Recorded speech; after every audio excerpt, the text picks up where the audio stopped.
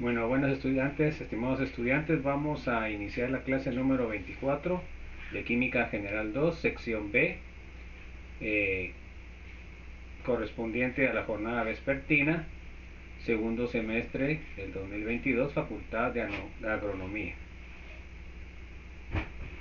Eh, mi, mi nombre es Walter Arnoldo de la Roca Cuellar.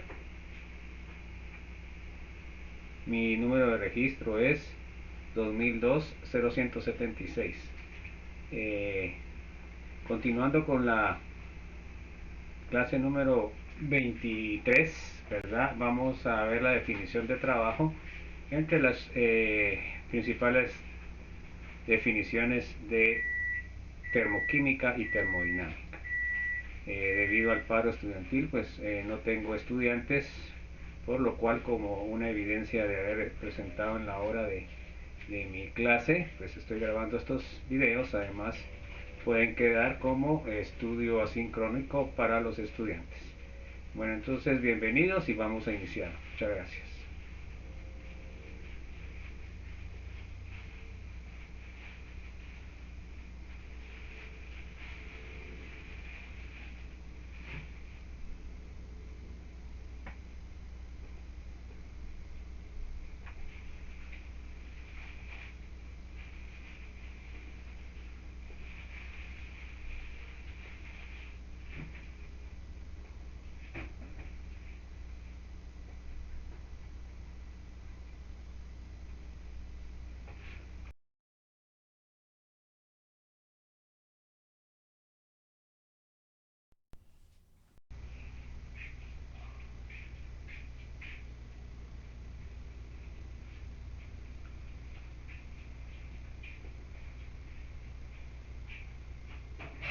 Vamos a empezar con la eh,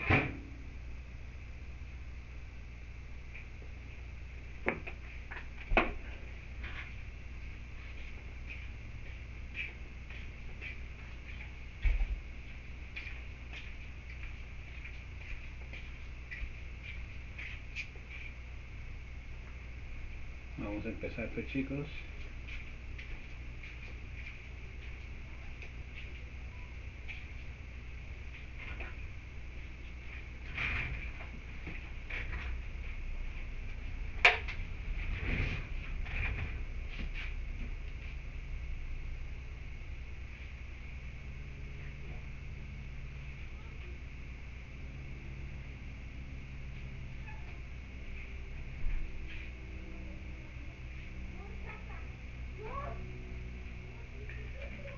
Entonces vamos a empezar y vamos a continuar con la definición de trabajo.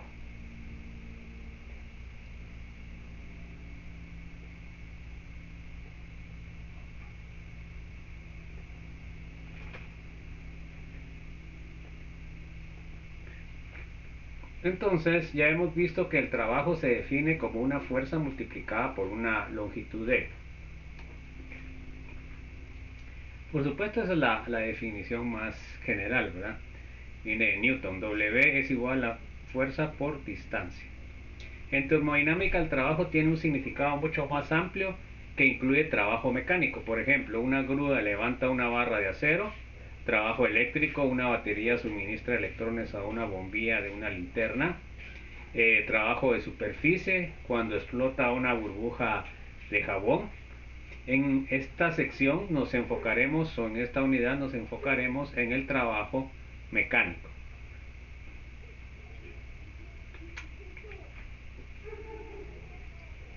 Entonces, muchos procesos químicos y biológicos implican cambios en el volumen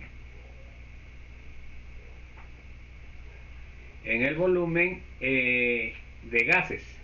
La inhalación y oxidación del aire implica la expansión y contracción de pequeñas bolsas que se conocen como alveolos pulmonares. Otro ejemplo es el motor de combustión interna de los automóviles.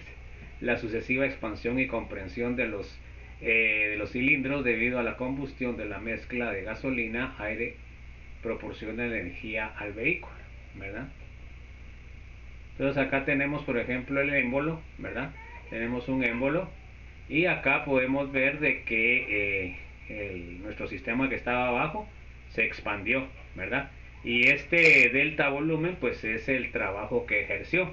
Pues se dan cuenta que ahí, como fue el sistema el que ejerció el trabajo sobre los alrededores, entonces este trabajo eh,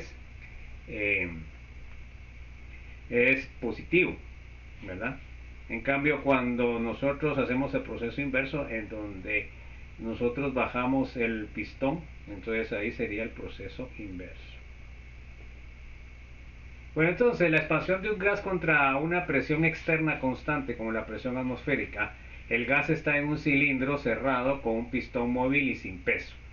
El trabajo realizado está dado por menos P delta V, donde doble delta V va a ser mayor que cero.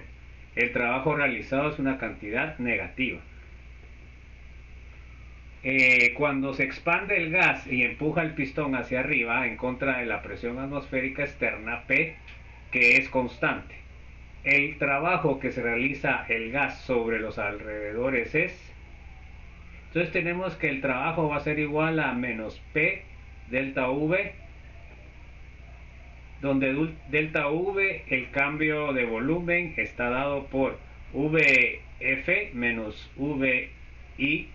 El signo menos en la ecuación anterior se debe al convenio para trabajo.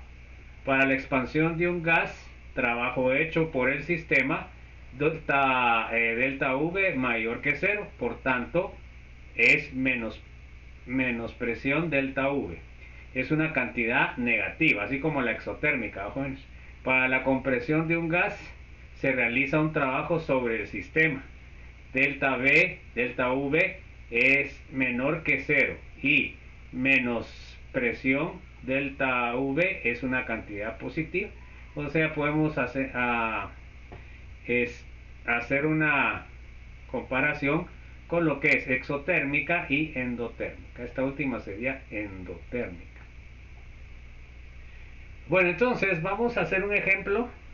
Dice, cierto gas se expande de un volumen de 2 litros a 6 litros a temperatura constante. Calcule el trabajo realizado por el gas si la expansión ocurre contra el vacío A y B contra una presión constante de 1.2 atmósferas.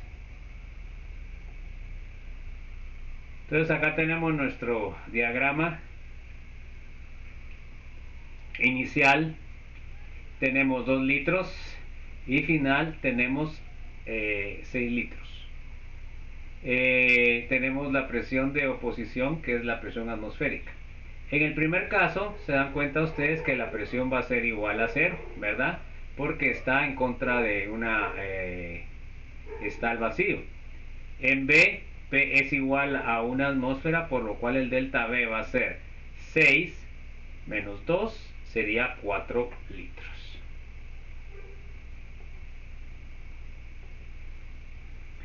Entonces, solución, debido a que la presión externa es cero, no se realiza trabajo durante la expansión.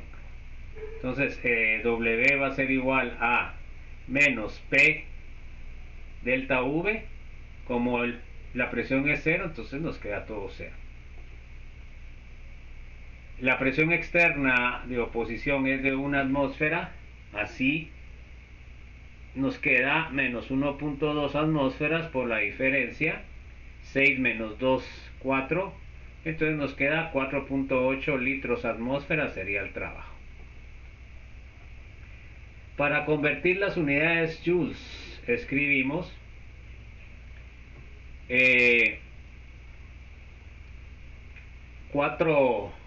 menos 4.8 litros por atmósfera, multiplicamos por la constante 101.3 joules partido 1 litro punto atmósfera, o sea que este es el factor de conversión de joules litro atmósfera, y obtenemos menos 4.9 por 10 a la menos 2 joules.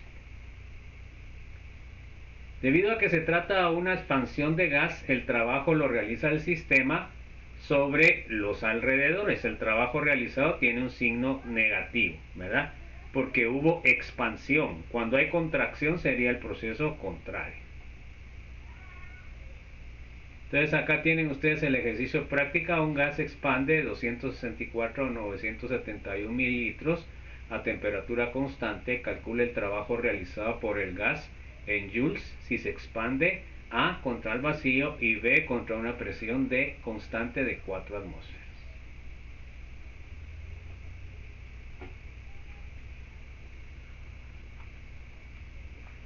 El trabajo no es una función de estado. A pesar de que el estado inicial y final es el mismo, en inciso A y B, la cantidad de trabajo realizado es diferente porque las presiones externas de oposición son distintas. No podemos escribir delta W va a ser igual a WF menos WI para un cambio. El trabajo realizado solo depende de los estados inicial y final, sino también cómo se lleva el proceso. Ojo, entonces el trabajo no es función de estado, porque el camino para calentar agua lo pueden ustedes hacer con una estufa eléctrica, con una estufa de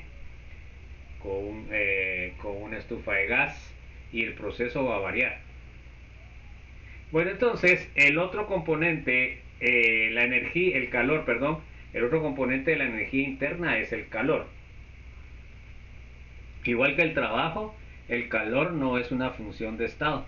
Por ejemplo, si se necesitan 4184 joules de energía para elevar la temperatura de 100 gramos de agua de 20 a 30 grados centígrados.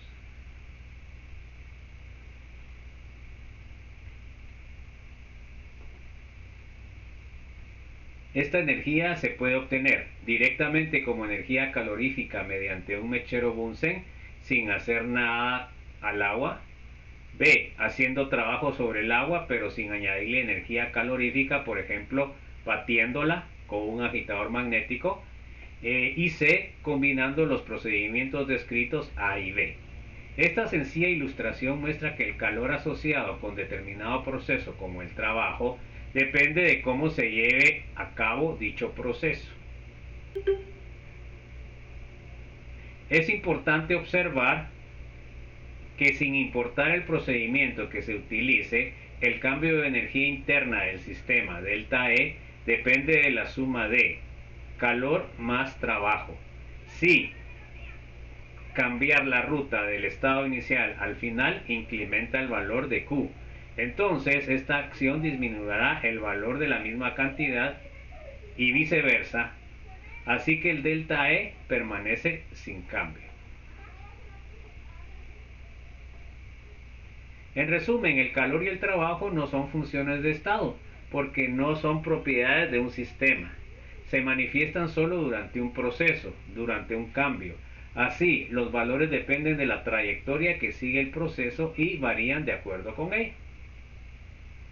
Lo aprendido en la presentación, vimos las generalidades y términos utilizados en termodinámica, la primera ley de la termodinámica, que es la conservación de la energía, definición de trabajo, definición de calor.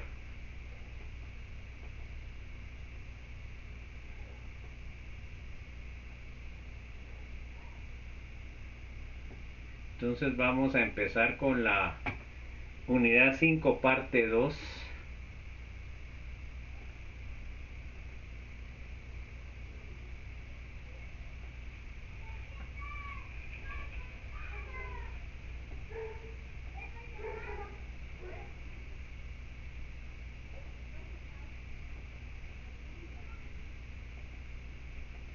Y entonces empezamos con la unidad 2, o sea, la parte 2, unidad 5, perdón, termodinámica y termoquímica. Unidad 5, parte 2. Vamos con los objetivos. Que el estudiante conozca el concepto de entalpía de reacción. Que el estudiante conozca la comparación entre entalpía y energía. Que el estudiante conozca los conceptos de calorimetría, calor específico y capacidad calorífica. Que el estudiante conozca los cálculos de calorimetría a presión constante. Que el estudiante conozca los cálculos de calorimetría a volumen constante. Y 6, que conozca los cálculos de la entalpía de formación de las reacciones químicas. Vamos a ver pues entonces ahorita el concepto de entalpía de las reacciones químicas.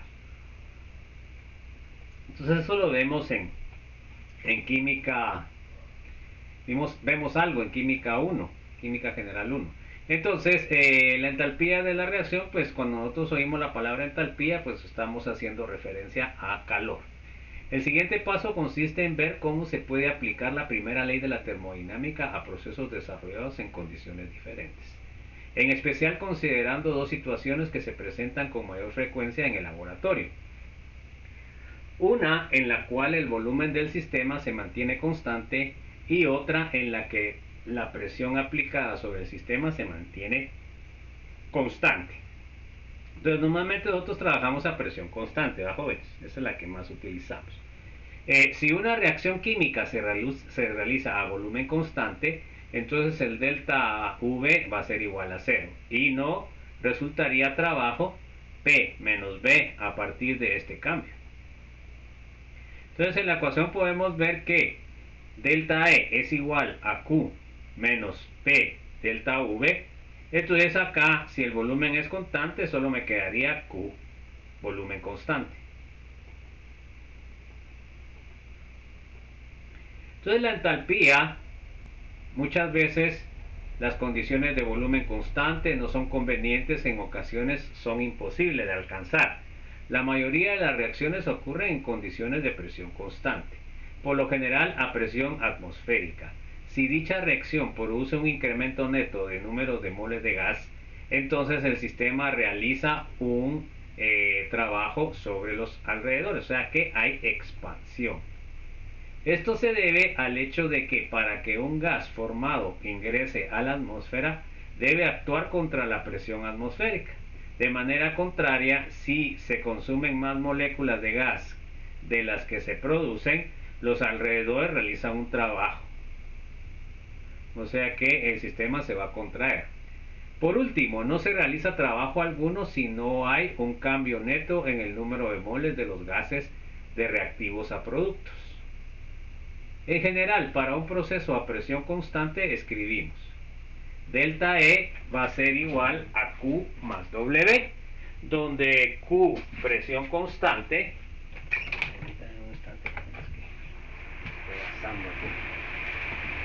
sería igual a Q, presión constante, menos P delta V. El Q, despejando Q, presión constante, va a ser igual a delta E más P por delta V.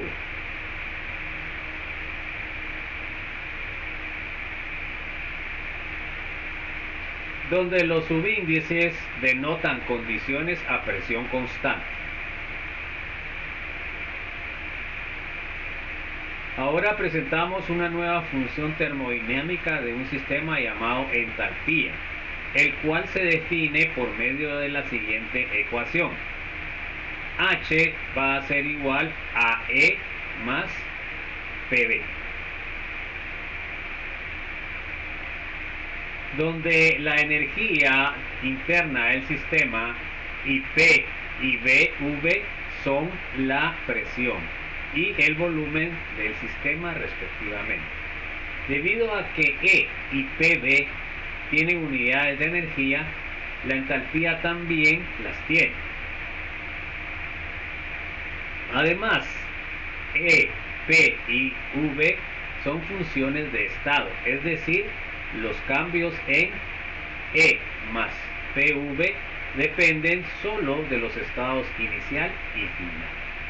Por lo tanto, el cambio en H o delta H también solo depende de los estados inicial y final.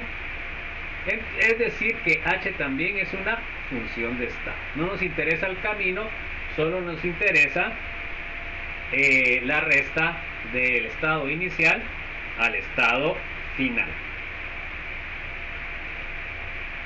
Para cualquier proceso, el cambio de entalpía, de acuerdo con la ecuación anterior, sería delta H va a ser igual a delta E más delta PV.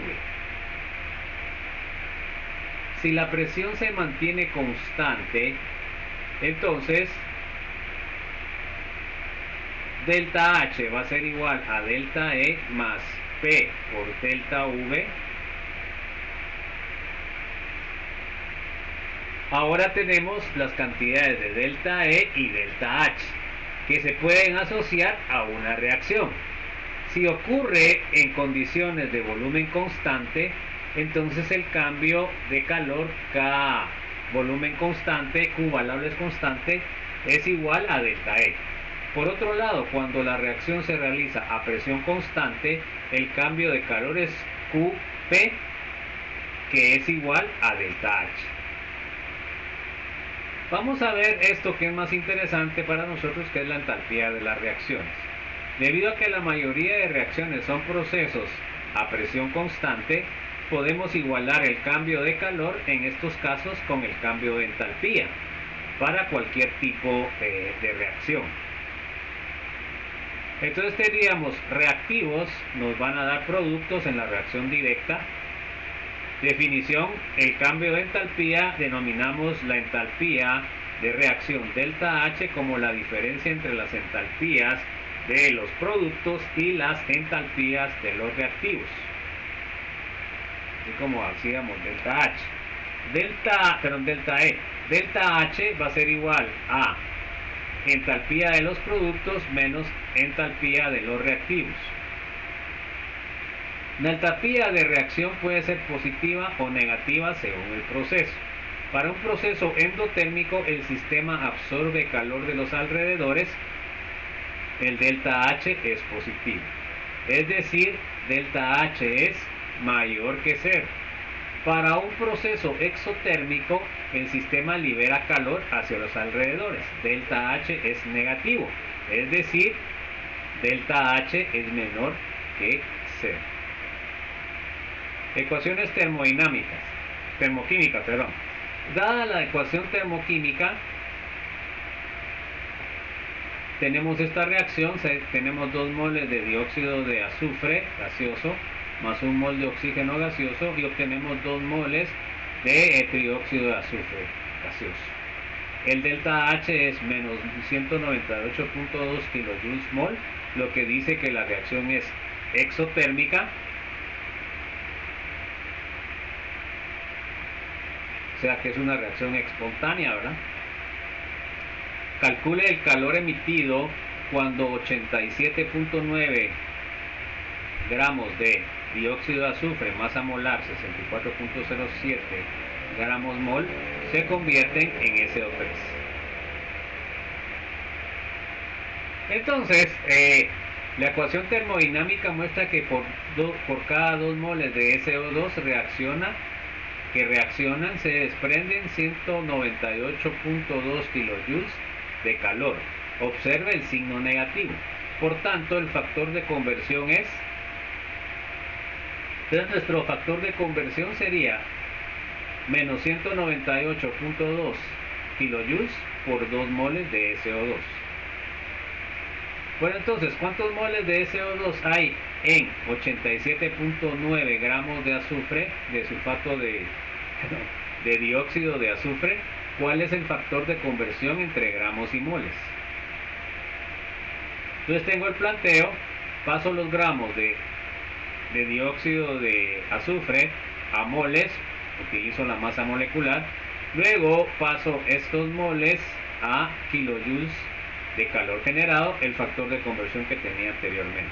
Entonces, 87.9 gramos de SO2 multiplicado por el inverso de la masa molecular para eliminar gramos, me quedan moles, y luego por el factor de conversión de energía que nos dio la energía de entalpía.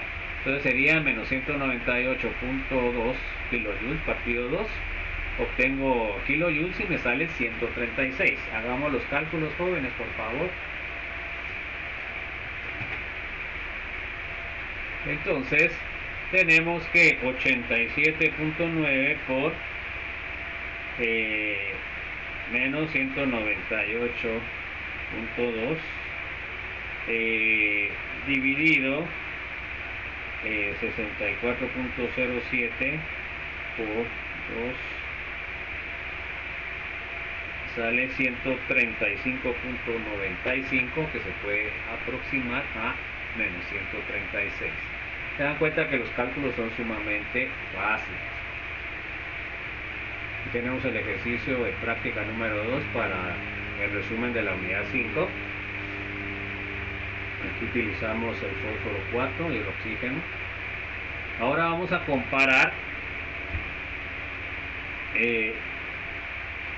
entre delta H y delta E. Bueno, entonces, ¿qué reacción hay entre el delta H y delta E en un proceso? Para saberlo podemos considerar la reacción entre sodio metálico y agua. Esta reacción es sumamente violenta. Tenemos sodio metálico, le agregamos 2 moles de agua, nos producen 2 moles de hidróxido, 1 mol de hidrógeno y es un delta H de menos 367.5. Quiere decir de que la reacción es exotérmica, la reacción está desplazada hacia la reacción directa, o sea que es espontánea. Bueno, entonces esta ecuación termoquímica establece que cuando 2 moles de sodio reaccionan con un exceso de agua, se desprenden 367.5 kilojoules de calor. Obsérvese que uno de los productos es hidrógeno gaseoso, el cual debe empujar el aire para ingresar a la atmósfera, ¿verdad? Ojo, porque se produce un gas. Entonces, ¿qué es lo que pasa? Tenemos el aire más vapor y luego tenemos la reacción química. En la reacción química se produce el hidrógeno gaseoso y este hidrógeno gaseoso va a empujar el émbolo hacia arriba. O sea que el trabajo ahí va a ser negativo, igual que es el calor, ¿no? Porque es una reacción exotérmica. La forma de calcular el cambio de energía interna en una reacción gaseosa es suponer un comportamiento de gas ideal y de temperatura constante. Entonces delta E va a ser igual a delta H menos delta PV. Luego podemos sustituir el valor de la presión por la expresión de los gases ideales.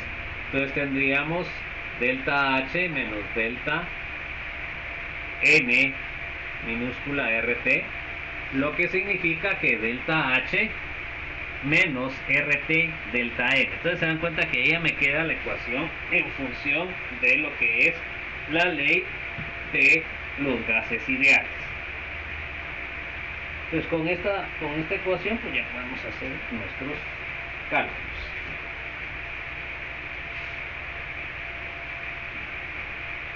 Entonces, donde delta N se define, delta N, número de moles de productos gaseosos menos número de moles de reactivos gaseosos. Se dan cuenta que estamos trabajando con el mismo estado de la materia.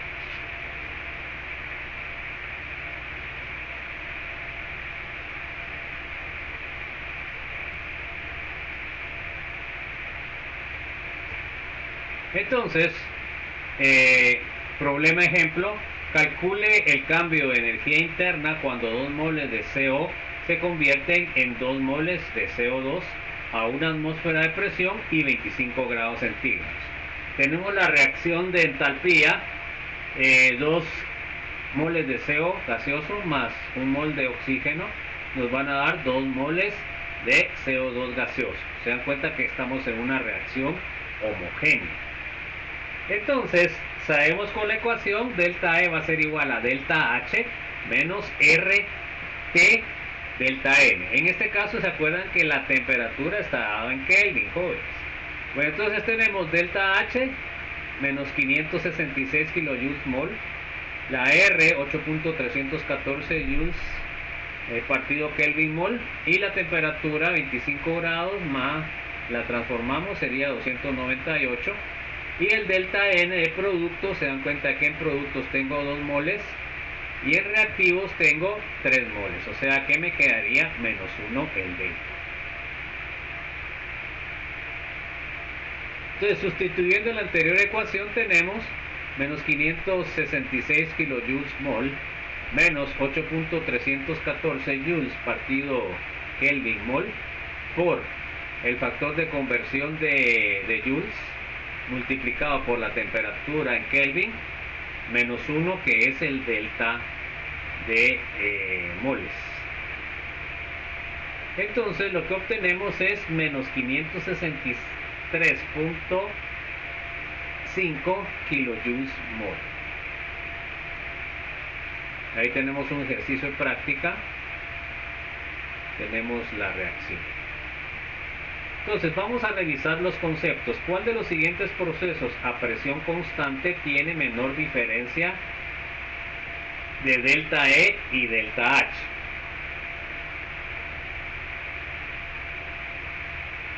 Entonces, ¿cuál de los siguientes procesos a presión constante tiene la menor diferencia entre delta E y delta H? Entonces fíjense, pues aquí pasamos de agua a agua, vapor de agua. Entonces esta tiene que pasar agua y de ahí agua líquida a agua vapor. Acá esta pasa de agua a hielo, agua líquida a agua sólida.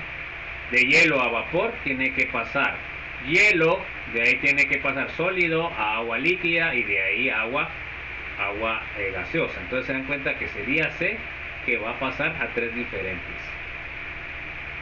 estados. Bueno, vamos a ver lo que es calorimetría. Esto pues no lo miramos nosotros porque no tenemos calorímetro, pero sí lo vamos a ver así un poco superficial. En el laboratorio los cambios de calor de los procesos físicos y químicos se mide con un calorímetro, recipiente cerrado diseñado específicamente para este propósito. Nuestra discusión acerca de la calorimetría, la medición de los cambios de calor, dependerá de la comprensión de los conceptos de valor específico y capacidad calorífica, por lo cual se considera en primer término el calor específico S minúsculo de una reacción es la cantidad de calor que se requiere para elevar 1 grado Celsius la temperatura de 1 gramo de la sustancia. Las unidades son joules partido gramo, grado centígrado. Ahora miremos la capacidad calorífica C mayúscula de una sustancia es la cantidad de calor que se requiere para elevar 1 grado Celsius la temperatura determinada de determinada cantidad de sustancia. Las unidades aquí son joules partido grado centígrado. ¿Ok? Esas son dos definiciones importantes y que van a ser preguntadas. El calor específico es una propiedad intensiva, ¿verdad? O sea, que quiere decir que es una propiedad específica de los compuestos. En tanto, la capacidad calorífica es una propiedad extensiva, ¿verdad? La relación entre la capacidad calorífica y el calor específico de una sustancia suele ser capacidad calorífica va a ser igual a la masa por la por el calor específico, que sería S minúsculo, donde M es la masa de la sustancia en gramos. Por ejemplo, el calor específico del agua es de 4.184 joules gramos centígrado y la capacidad calorífica es de 60 gramos de agua es. Entonces se dan cuenta que acá el calor específico, como es una propiedad intensiva, es una propiedad que no importa la cantidad de agua que tengan, siempre va a tener esa propiedad. Pero ahora la capacidad calorífica sí va a depender de la cantidad de lo que tengan de agua. Entonces en este caso se dan cuenta que son 60 gramos de agua por la capacidad calorífica, nos va a dar 251 joules partido grado centígrado. Entonces aquí tenemos una tabla en la cual se resumen varias sustancias y su calor específico. Entonces acá podemos ver una cosa interesante, que el agua, digamos, tiene una capacidad, un calor específico bastante alto, miren, de 4. Y podemos comparar con todos los demás, es el más alto. De ahí tenemos el etanol, que también tiene características parecidas al agua, y a 246 sería el segundo. Pero de ahí todos los metales, miren, tienen capacidades caloríficas de calor específico baja. ¿Ok? Y es una de las características que vimos en la unidad 1, que ayudaba en lo que es la regulación de la temperatura del planeta, ¿verdad? Porque realmente nuestro planeta se llama Tierra, pero lo que tiene más es agua. Si conocemos el calor específico y la cantidad de una sustancia, entonces el cambio en la temperatura de la muestra delta T indicará la cantidad de calor Q que se ha absorbido o liberado en un proceso particular. Las ecuaciones para calcular el cambio de calor están dadas por... Entonces sabemos que Q va a ser igual a M por capacidad de calor específico multiplicado por delta T. Entonces nosotros sabemos, sustituimos calor, capacidad calorífica, entonces nos queda Q es igual a C mayúscula delta T, donde delta T es el cambio de temperatura, temperatura inicial, temperatura final menos temperatura inicial. Acuérdense que delta T siempre es así. La convención para el signo Q es igual que para el cambio de entalpía. Q es positivo en procesos endotérmicos y negativos en procesos exotérmicos. Vamos a ver un ejemplo. Una muestra de 466 gramos de agua se calientan desde 8.5 grados centígrados hasta 74.6 grados centígrados. Calcule la cantidad en kilojoules absorbido por el agua. Tenemos nuestra ecuación, que es Q igual a ms delta T. En este caso, ¿qué datos tenemos? Pues tenemos el M, que sería la masa de agua, 466. Tenemos S, la capacidad, el calor específico, 4.184 joules partido gramo grado centígrado. Tenemos la temperatura inicial 8.5 y temperatura final 74.6. Entonces sustituimos en la ecuación 466 gramos por 4.184 joules gramo por grado centígrado, multiplicado por la diferencia 74.6 menos 8.5. Entonces nos sale 1.29 por 10 a la 5 joules. Entonces ahí se acuerdan que eso es lo que pasa muchas veces en el examen, jóvenes. Hagamos el cálculo. Lo que les pasa a ustedes es de que no ponen lo que se les pide, ¿verdad? Y si yo le estoy pidiendo, en este caso el programa nos está pidiendo kilojoules, se dan cuenta de que con las fórmulas que tenemos, pues lo que calculamos son joules, ¿verdad? Entonces hay que tener cuidado siempre de qué es lo que nos está pidiendo el problema, pues, porque si no, aparentemente tenemos nosotros bien lo que es el problema, pero no hacemos los cambios respectivos porque no entendemos eso, jóvenes. O sea, no solamente es ver el número frío, sino que tenemos que ver también la dimensión. Y entonces es importantísimo que nos acostumbremos a estar revisando eso, jóvenes, porque si no, ¿cuándo vamos a hacer bien los cálculos? Entonces sale 129 por 10 a la 1.289 me sale por 10 a la 5. Eso serían joules.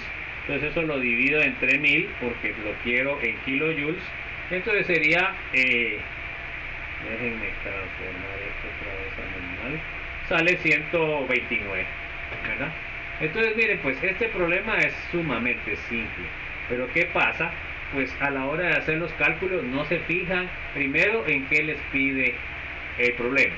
Segundo, se dan cuenta que aquí no necesitan transformar los grados en Kelvin,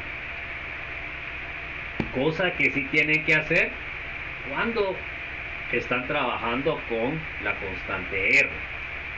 Entonces esas son las cosas y los detalles que deben fijarse, pues, jóvenes, porque a ustedes les va a tocar hacer cálculos, pues, y digamos especialmente en lo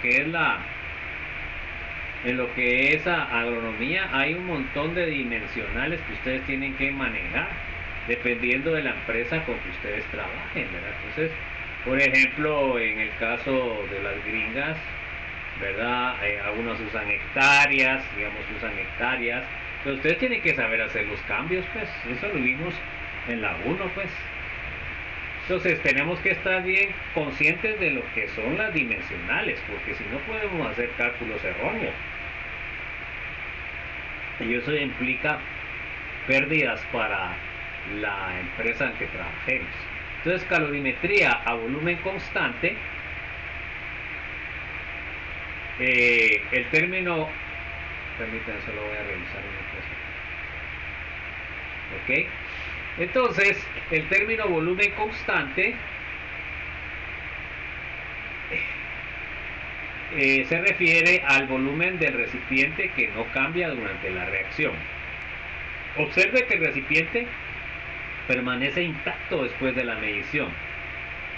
El término bomba calorimétrica denota la naturaleza explosiva de la reacción en escala pequeña, en presencia de un exceso de oxígeno. Entonces normalmente a esta bomba pues le agregamos oxígeno, ¿verdad? Entonces para que se queme con mayor facilidad lo que estamos midiendo. Entonces aquí podemos ver varias partes importantes que desgraciadamente nosotros no tenemos este aparato en la subárea.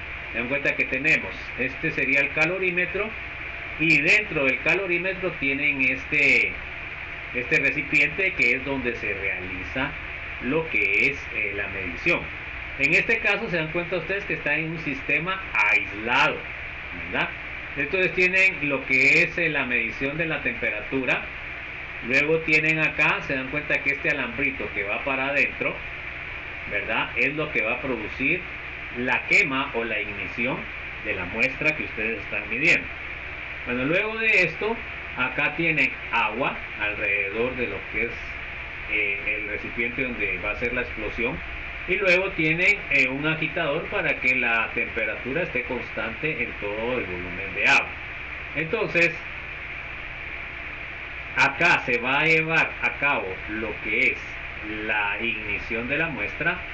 Esta va a producir cierto calor que va a ser absorbido por el agua y nosotros vamos a determinar eso con la temperatura final que llegue el termómetro, ¿verdad? Porque vamos a medir la temperatura inicial y la temperatura final. Se dan cuenta que esta bomba la llenamos afuera con oxígeno y de ahí la metemos ya llena de oxígeno y conectamos el alambre a sería como que a un detonador en el cual es un switchito donde ustedes apachan el botón y ahí se da la explosión. Por supuesto, este tipo de aparatos tiene que calibrarse, ¿verdad? Ya vamos a mencionarlo. Entonces, el calor de combustión por lo general se mide colocando una masa conocida de un compuesto en el recipiente de acero llamado bomba calorimétrica a volumen constante, que es esta que está aquí abajo, que se llena con oxígeno aproximadamente a 30 atmósferas de presión. Entonces ahí estamos forzando a que la quema sea total. El calor liberado por la muestra es absorbida por el agua y por el calorímetro. El diseño especial de la bomba calorimétrica permite suponer que no hay pérdida de calor o de masa hacia los alrededores durante el tiempo en que se realizan las mediciones. Como consecuencia, se dice que la bomba calorimétrica y el agua en la cual se sumerge constituyen un sistema aislado. O sea que no hay flujo ni de masa ni de calor hacia los alrededores. Debido a que no entra ni sale calor del sistema durante el proceso, el cambio de calor del sistema Q sistema debe ser cero y podemos escribir Q sistema va a ser igual a Q calorímetro más Q reacción, y eso va a ser igual a 0. donde Q cal y Q reac son los cambios de calor del calorímetro y de reacción, respectivamente. Entonces quiere decir que la Q reacción, o sea, el calor de reacción, va a ser igual a menos Q calorímetro.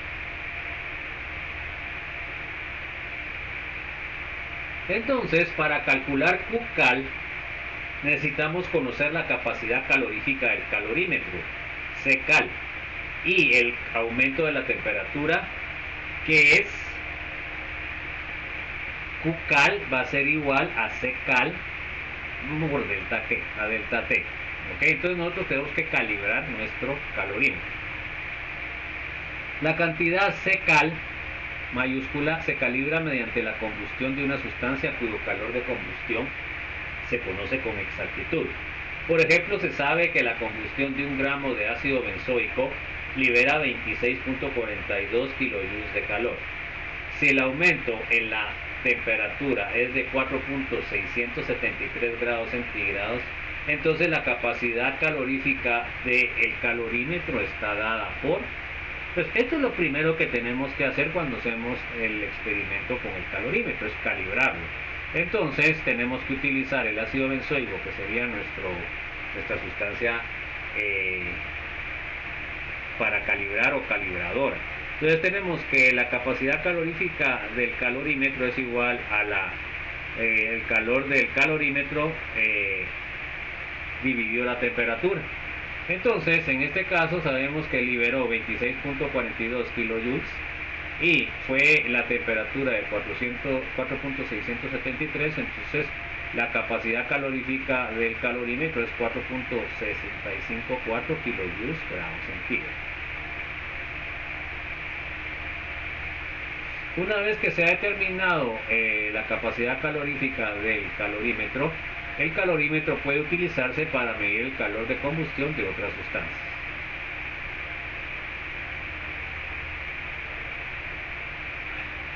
Como en una bomba calorimétrica, las reacciones ocurren en condiciones a volumen constante y no de presión constante. Los cambios de calor no corresponden al cambio de entalpía delta H. Es posible corregir los cambios de calor medidos de forma que correspondan a los valores de delta H. Pero debido a que en general la corrección es muy pequeña, no analizaremos los detalles del procedimiento de corrección.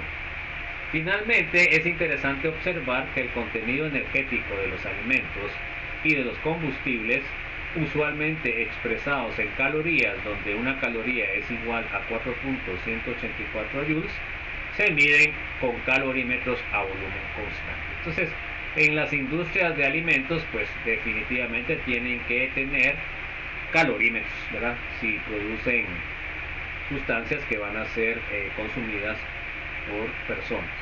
Entonces vamos a ver un ejemplo. Dice, una muestra de 1.435 gramos de naftaleno C10H8, una sustancia de olor penetrante que se utiliza en los repelentes contra polillas, se quema en una bomba calorimétrica a volumen constante. Como consecuencia, la temperatura del agua se eleva de 20.28 a 25.95 grados centígrados. Si la capacidad calorífica de la bomba más agua fue de 10.17 kilojoules partido grado centígrado, calcule el valor de combustión del naftaleno sobre base molar, es decir, encuentre el calor de combustión molar. Entonces tenemos que trabajar con moles. Estrategia: se conoce la capacidad calorífica y el aumento de temperatura. ¿Cómo calculamos el calor absorbido por el calorímetro? ¿Cuál es el calor que generó la combustión de 1.435 gramos de naftaleno y cuál es el factor de conversión entre gramos y mole de naftaleno? Todo eso pues ya lo sabemos, joven. Entonces vamos a ver que el calor absorbido por la bomba y el agua es igual al producto de la capacidad calorífica y el cambio de temperatura. Con base en la ecuación que vimos anteriormente y suponiendo que no se ha perdido calor a los alrededores, escribimos que Q calorímetro va a ser igual a la capacidad calorífica del calorímetro delta T. sabemos que la capacidad calorífica de el calorímetro es 10.17 kilojoules partido grado centígrado. Multiplicamos por la diferencia, 25.95 menos 20.28, y nos sale 57.66 kilojoules. Hagamos el cálculo, sería 10.17 multiplicado por la diferencia, 25.95 menos 20.28, me sale 57.66 kilojoules.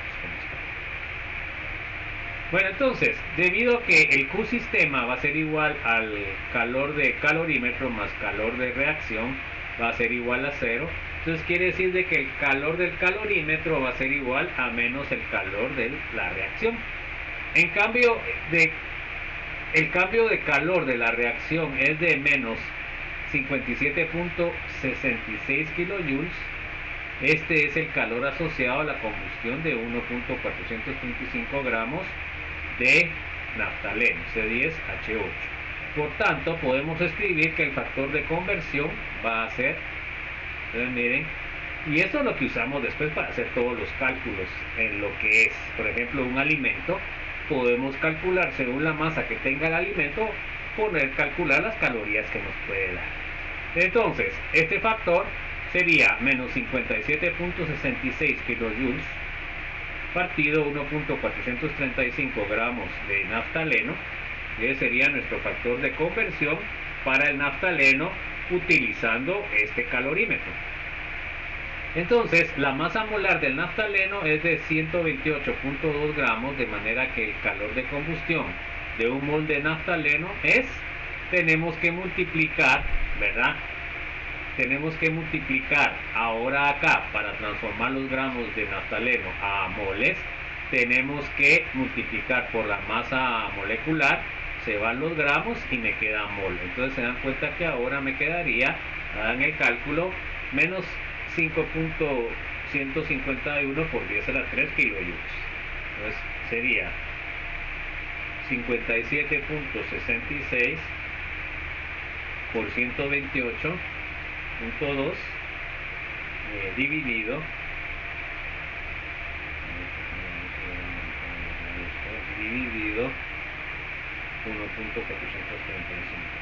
1.435 y sale 5.151. Lo pasamos a modo científico con 4.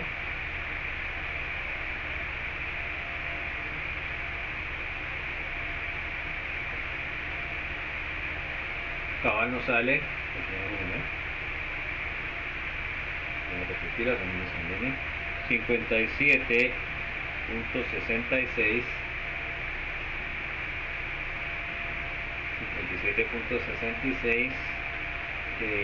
dividido 1.435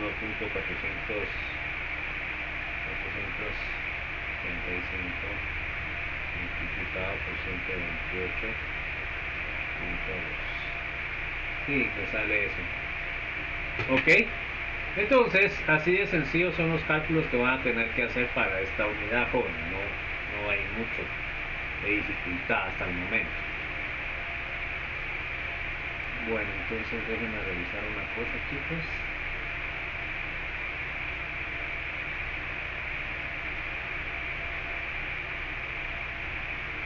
Bueno, entonces ahí nos vamos a quedar, jóvenes. La próxima clase, en la número 25, pues vamos a empezar con calorimetría a presión constante.